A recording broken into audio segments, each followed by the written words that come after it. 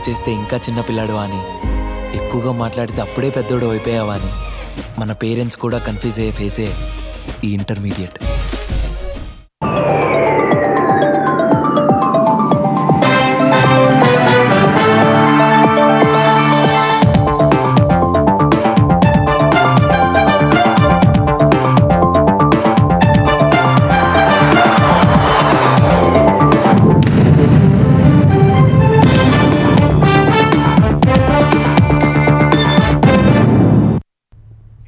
నమస్కారం, ఈటీవీ న్యూస్కి స్వాగతం. ప్రముఖ సినీ నటుడు కోట శ్రీనివాసరావు కన్నుమూశారు. కొంతకాలంగా అస్వస్థతతో బాధపడుతున్న 83 కోట శ్రీనివాసరావు ఈ తెల్లవారుజామున ఫిల్మ్నగర్లోని తన నివాసంలో తుదిశ్వాస విడిచారు. 4 దశాబ్దాల సినీ ప్రయాణంలో 750కు పైగా చిత్రాల్లో ఎన్నో విలక్షణ పాత్రలతో ప్రేక్షకుల మదిలో చెరగని ముద్ర వేసిన కోట మృతి పట్ల తెలుగు సినీ రాజకీయ ప్రముఖులు ప్రగాఢ సంతాపం తెలిపారు. కోట మరణ వార్తతో తెలుగు సినీ పరిశ్రమ తీవ్ర విషాదంలో మునిగిపోయింది. కోట మరణ వార్త తెలుసుకుని ఆయన నివాసానికి చేరుకున్న సినీ ప్రముఖులు పార్థివ దేహం వద్ద పుష్పాంజలి ఘటించారు. కోట శ్రీనివాసరావు భౌతిక కాయాన్ని చూసిన తోటి నటులు కొందరు బోరున విలపిస్తూ ఆయనతో అనుబంధాన్ని గుర్తు చేసుకున్నారు.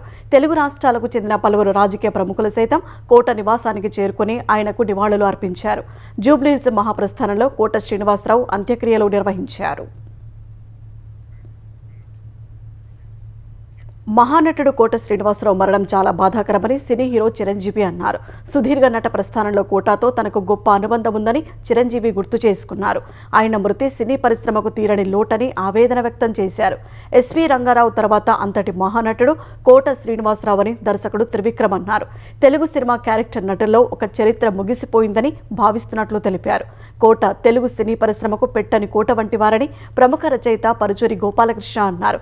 చిన్న చిన్న వేషాల నుంచి మొదలుపెట్టి పెద్ద నటుడిగా ఎదిగారని కొనియాడారు. తెలుగు రాష్ట్రాల ప్రజల కంటే కోట శ్రీనివాసరావుతో తనకే అనుబంధం ఎక్కువని సినీ నటుడు బాబుమోహన్ కన్నీటి పర్యంతమయ్యారు. సొంత తమ్ముడిలా తనను చూసుకునేవారని గుర్తు చేసుకున్నారు. కోట లేరనే విషయాన్ని నమ్మలేకపోతున్నారని సినీ నటుడు బ్రహ్మానందం అన్నారు. నటన ఉన్నంతకాలం ఆయన బతికే ఉంటారన్నారు. సినీ పరిశ్రమ కోట కూలిపోయిందని, ఆయన లేని లోటును ఎవరూ భర్తీ చేయలేరని తనికెళ్ల భరణి తెలిపారు. కోట శ్రీనివాసరావు మృతితో తెలుగు చలనచిత్ర పరిశ్రమ అద్భుత నటుడిని కోల్పోయిందని సీనియర్ నటుడు మురళీమోహన్ తెలిపారు. తెలుగు సినీ ప్రస్థానంలో ఆయన స్థానం అజరామరమని రాజేంద్ర ప్రసాద్ అన్నారు. కోట శ్రీనివాసరావు మరణం చాలా బాధాకరమని మాజీ ఉపరాష్ట్రపతి వెంకయ్యనాయుడు అన్నారు. విలక్షణ నటనతో వందలాది సినిమాల్లో నటించి ప్రేక్షకులను మెప్పించిన ఆయన శాసనసభ్యుడిగా కూడా ప్రజలకు సేవ చేశారని అన్నారు. ఆయన మృతి శోకాన్ని, బాధను కలిగిస్తోందని ఆంధ్రప్రదేశ్ గవర్నర్ జస్టిస్ అబ్దుల్ నజీర్ పేర్కొన్నారు. ఆయన నటన తరతరాలకు ప్రేరణగా నిలుస్తుందన్నారు. కోట శ్రీనివాసరావు మరణం విచారకరమని సీఎం చంద్రబాబు అన్నారు. వైవిధ్యభరితమైన పాత్రలతో సినీ ప్రేక్షకుల అభిమానాన్ని చూరగొన్నారని తెలిపారు. కోట శ్రీనివాసరావు చేసిన కళాసేవ, పోషించిన పాత్రలు చిరస్మరణీయమన్నారు. 4 దశాబ్దాల సినీ ప్రయాణంలో ఆయన ఎన్నో విలక్షణ పాత్రలు పోషించారని ఏపీ విద్యాశాఖ మంత్రి నారా లోకేష్ వెల్లడించారు. కోట మృతి తెలుగు చిత్ర పరిశ్రమకు తీరని లోటని మాజీ సీఎం జగన్మోహన్ రెడ్డి అన్నారు. విలక్షణ పాత్రలో నటనకు ఎన్నో అవార్డులు వరించాయని తెలిపారు. తెలుగు ప్రేక్షకుల గుండెల్లో తనకంటూ ప్రత్యేక స్థానం సంపాదించుకున్నారని సినీ నటుడు ఎమ్మెల్యే నందమూరి బాలకృష్ణ అన్నారు. ఆయన మరణం తెలుగు సినీ రంగానికి తీరని లోటని వ్యాఖ్యానించారు. తెలుగు చిత్ర పరిశ్రమలో విలక్షణమైన నటనకు చిరునామాగా నిలిచిన ఆయనకు తెలుగు భాష యాసలపై మంచి పట్టు ఉందని ఉప ముఖ్యమంత్రి పవన్ కళ్యాణ్ కొనియాడారు. కోట శ్రీనివాసరావు మృతి సినీ రంగానికి తీరని లోటని తెలంగాణ సీఎం రేవంత్ రెడ్డి అన్నారు. విలక్షణ నటనతో ప్రేక్షకులను ఎంతగానో ఆకట్టుకున్నారని గుర్తు చేసుకున్నారు. కోట మరణంతో సినీ రంగం గొప్ప నటుడిని కోల్పోయిందని మాజీ సీఎం కేసీఆర్ అన్నారు.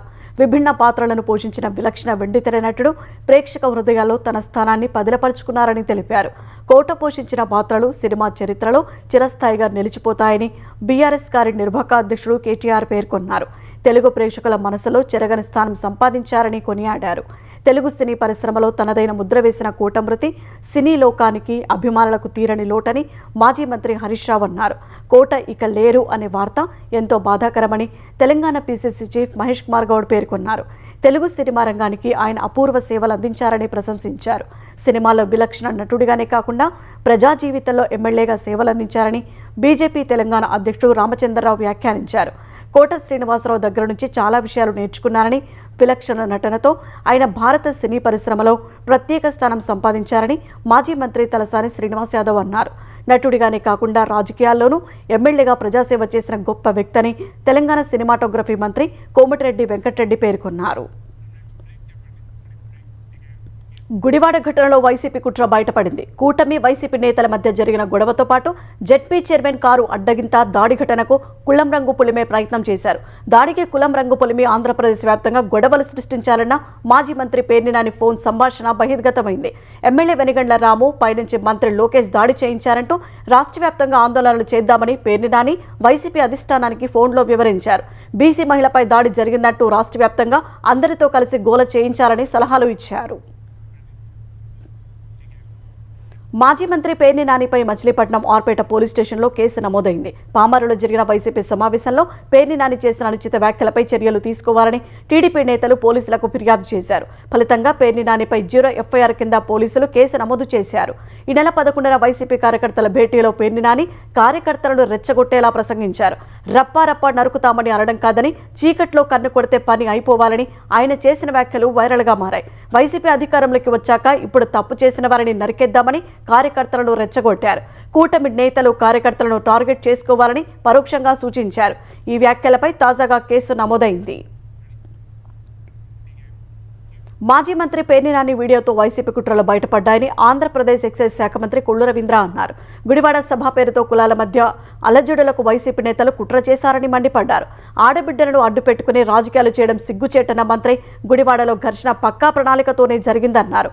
ఆలస్యం కావచ్చేమో కానీ అరాచకవాదుల్ని వదిలే ప్రసక్తే లేదని హెచ్చరించారు. వైసీపీ టూలెట్ బోర్డు సిద్ధం చేసుకోవాలని మంత్రి సూచించారు.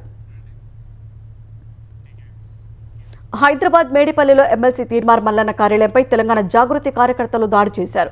2 రోజుల క్రితం జాగృతి అధ్యక్షురాలు ఎమ్మెల్సీ కవిత చేసిన బీసీ ఉద్యమాన్ని తీన్మార్ మల్లన్న తప్పుపట్టారు. కవితపై అనుచిత వ్యాఖ్యలు చేశారంటూ మల్లన్న కార్యాలయంపై దాడి చేసి ఫర్నిచర్ ధ్వంసం చేశారు. దాడి సమయంలో తీన్మార్ మల్లన్న కార్యాలయంలోనే ఉండటంతో గన్మెన్ గాల్లోకి 5 రౌండ్లు కాల్పులు జరిపి ఆయన్ని అక్కడి నుంచి తప్పించారు. ఈ క్రమంలో మల్లన్న చేతికి స్వల్ప గాయమైంది. పలువురు జాగృతి కార్యకర్తలకు గాయాలయ్యాయి. సాయి అనే వ్యక్తికి బుల్లెట్ గాయాలు కాగా ఆసుపత్రికి తరలించారు. పోలీసులు అక్కడికి చేరుకుని దాడి కారకుల సమాచారం సేకరిస్తున్నారు. దాడులకు భయపడబోనని తీన్మార్ మల్లన్న చెప్పారు. కవిత కుటుంబమో తామో తేల్చుకుంటామన్నారు. సికింద్రాబాద్ ఉజ్జయిని మహంకాళి అమ్మవారి బోనాలు వైభవంగా సాగుతున్నాయి. తెల్లవారుజాము నుంచి అమ్మవారి దర్శనానికి భారీగా భక్తులు తరలివచ్చి బోనాలు సమర్పిస్తున్నారు. పలువురు ప్రముఖులు సైతం అమ్మవారిని దర్శించుకొని మొక్కులు చెల్లించుకున్నారు. ముఖ్యమంత్రి రేవంత్ రెడ్డి అమ్మవారికి తెలంగాణ ప్రభుత్వం తరపున పట్టు వస్త్రాలు సమర్పించారు.